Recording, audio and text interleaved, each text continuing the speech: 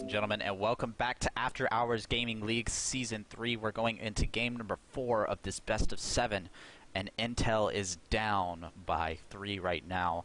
That means that IBM could take this match right now. The map is going to be Alkaline Wastes, and we're going to go ahead and go into the game. Hello, ladies and gentlemen, and welcome to Alkaline Wastes.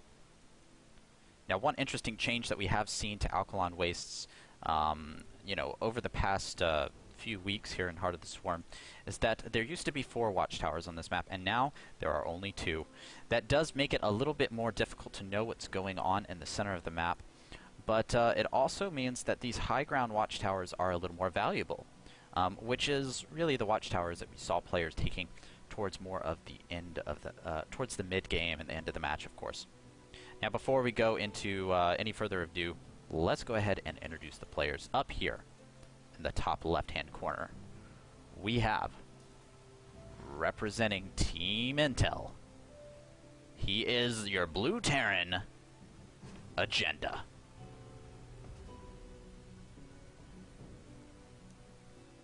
And down here, in the bottom right-hand corner, he is, representing Team IBM, Kuma.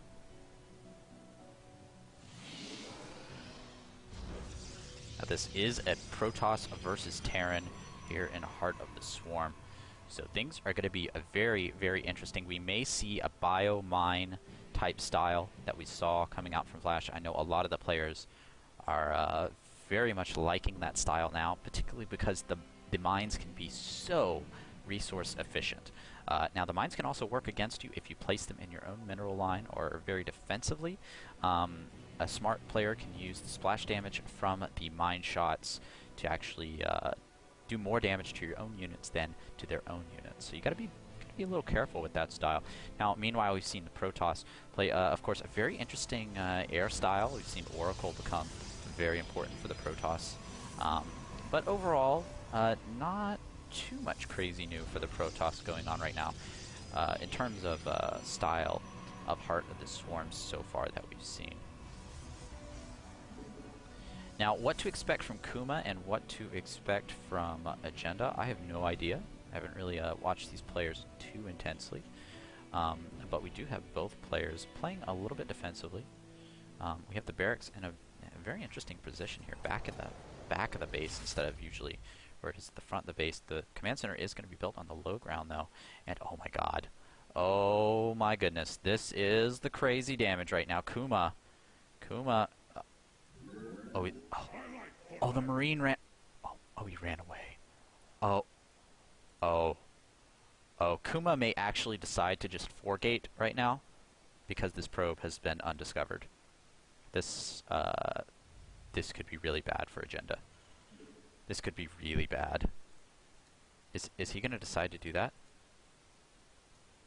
Well, let's see what he decides to do. The energy on the Nexus will tell us whether or not he decides to 4-gate. Actually, a second of some later, so he might not 4-gate, but oh my gosh. He's not spending that energy. Or where he spends it is going to be important here. What's he going to do? He's definitely not getting the Nexus, ladies and gentlemen. This could be... Oh no, he's going to expand. Alright. And the probe got discovered anyway, so, it was a very nice scouting timing there for that probe, but he could have done some very interesting shenanigans. No, actually, did he get that probe out? I wasn't watching close enough. I need to go back and see that. We need the instant replay, ladies and gentlemen. So yes, the Nexus is going to get thrown down. It's going to get thrown down a little later than usual, though, and this means that he's going to have to play extra defensively. It is going to be a Mothership Core, and the Stargate is going to be hidden in the back. So going for an air-type style here, Kuma's going to try to do some harassment here with the Oracle. Now, this does mean that he needs to kill a number of probes in order to justify its cost. Either that, or as we saw MC doing an MLG, he can actually use the Oracles in sort of a bust style. You get 2 or 3 Oracles, you get the Mothership Core, you get a few Stalkers, and you get some Zealots to tank the damage. And what you do is you just bust the front, and you use this Pulsar Beam just to do an incredible amount of damage, all focused all at the same time. Now Kuma is going to use this for scouting at the least. Let's see where he's going to take this guy. Yes, he is going to try to get some kills here with the SCV, I believe. Just, you know, if there's nothing scouting here, he'll definitely decide to go in and get some damage done with this. There is an engineering bay actually finishing up just this second, so we may see turrets go down. So there's a very small timing window here for him to go ahead and get some damage done. The Oracle is now here. He's going to be able to get some damage done with this. 1, 2, 3, 4, 5 SCVs. Oh my gosh, very nice amount of damage there with that Oracle. And now all he has to do is just run home. 6 workers killed so far. A nice opening so far for Kuma. And oh, look at this. So tricky. So tricky. As he's pulling that one away.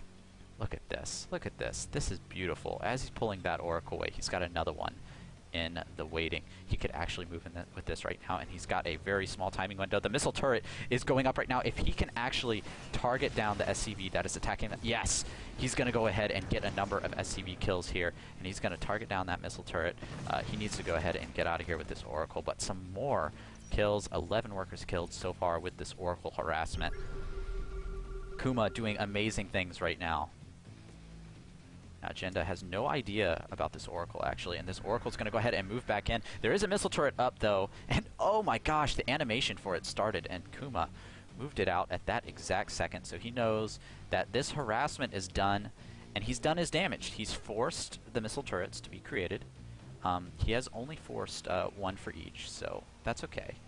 Not an overreaction here by Agenda, by any means, but he has done 11 workers killed. He's set his opponent back just slightly. And in the meantime, he's got Phoenix out. He's got Charge out. This is going to be very interesting. It's going to be a very brute force style.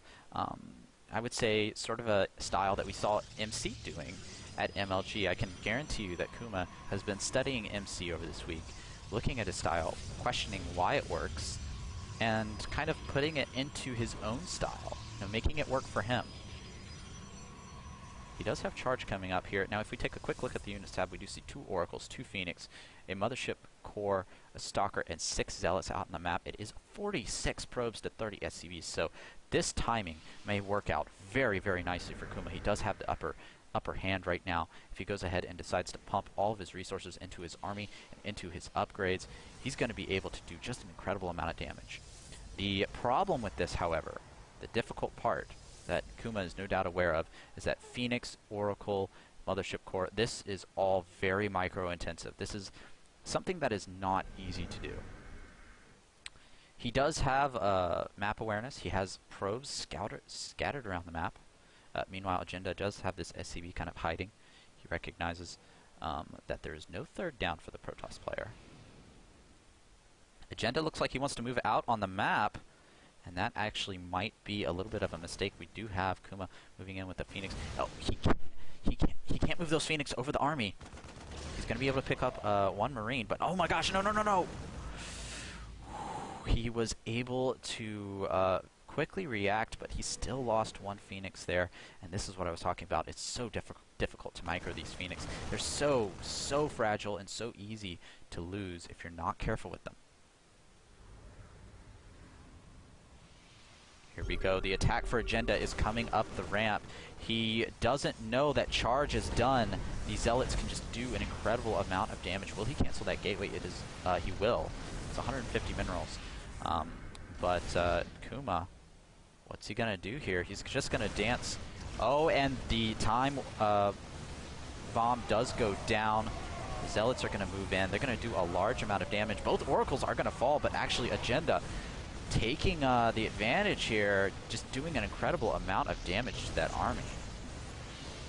Gateway coming up, and Kuma is now in a lot of trouble. Despite this early harassment win for him, he's going to have to get a huge number of Zealots out on the field in order to take down this bio ball here from Agenda. Agenda is just going to be able to do so much damage with the stemmed Marine Marauder bio ball right now.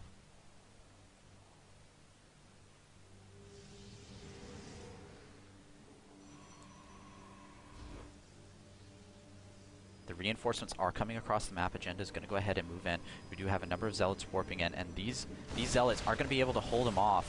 He's going to have to pick up and make it count. He does pick up, but the reinforcements are here, and this is game, ladies and gentlemen. Kuma has nowhere to run. He's going to lose every single probe right now. He's going to lose his natural. He's not going to be able to hold on here. The reinforcements are still pouring across the map right now for Agenda. A very surprising victory here. Agenda, just with a very nice timing attack, was able to hit Kuma before he was able to get all of his forces up.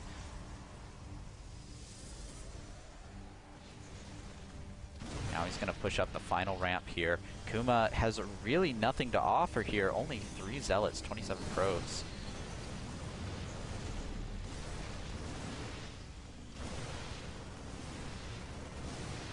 Kuma just staying into this game until the very end. He wants to, you know, try to see if he can eke out a victory. But I don't think that's going to be the case. The reinforcements continue to move across the map here. One last final stand here for our red Protoss. And that's going to be it right there. GG!